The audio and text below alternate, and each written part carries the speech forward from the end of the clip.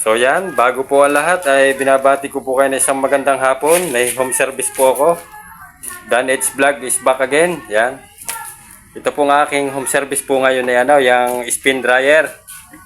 Ito po kung mapapansin nyo po ay gato na.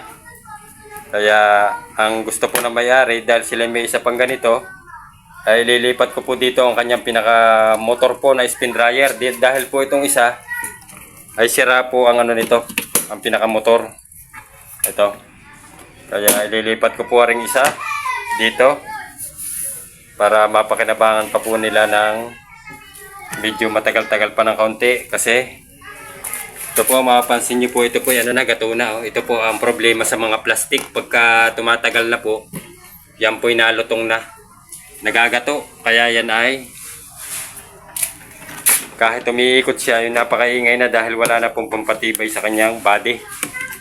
Kaya kung titingnan nyo naman po, ayos pa naman po ang loob. Kaya nga lang po, ang sumuko na yung kanyang pinaka-body.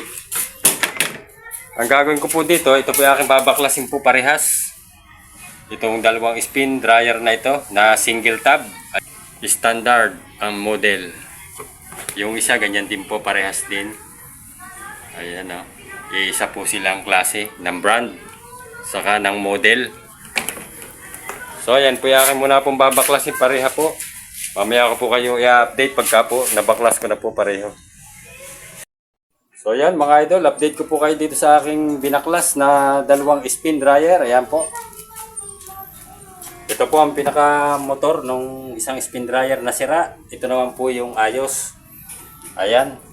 Lahat po binaklas ko po yan. Yan, yan ang mga body niya. Para maipakita ko po sa inyo ang aking ginagawa. So ayan, akin muna pong titingnan kung alin po yung mga pwede pong pyesa dyan na buuin ko po para maging isa ang magawa po natin. At yung mga pyesang iba ay di jajang shop na po yan na may-ari. So balikan ko po kayo mamaya. So yan, natapos ko na pong asimbolin yung spin dryer na ginagawa ko po. Yan, ito na po. Ayan. Nasaraduhan ko na po yan. Dito po ginawan ko po ng paraan yung isang tornilyohan po dito dahil naputol po dahil mahirap pong tanggalin dahil kinalawang na para tumibay po. So ayan. Success na po ang trabaho ko po dito mga idol. Pasensya na po kayo dito at ako po yung nag-voice over lang po dahil may nagbi-videoke po dito. Ang lakas ng videoke po. Pasensya na po kayo mga idol. Dito po maya-maya po yung aking ipa-final testing na po ito. Yan po. Oh. Yan, dito po pinihit ko na po ang spin timer nito. Ayan o. Oh. Ito po wala ng brake kaya makikita nyo po umiikot yan. Ayan o. Oh. Ayan po. Pero yan po na may pwede po kahit wala pong brake dahil may spin timer at saka contact point switch. Kaya titigil din po yan.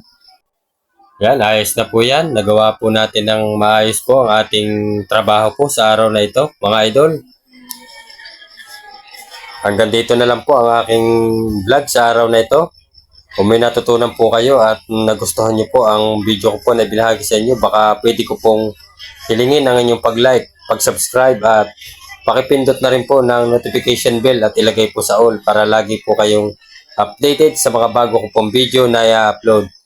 Yan, nagpapasalamat po ako sa mga silent viewers, organic viewers, at sa mga kaibigan ko rin po sa Y-Team, mga idol, mga brother, mga loads. God bless po sa ating lahat at ingat po lagi tayo sa pang-araw-araw nating mga hanap buhay. Bye-bye na po mga idol.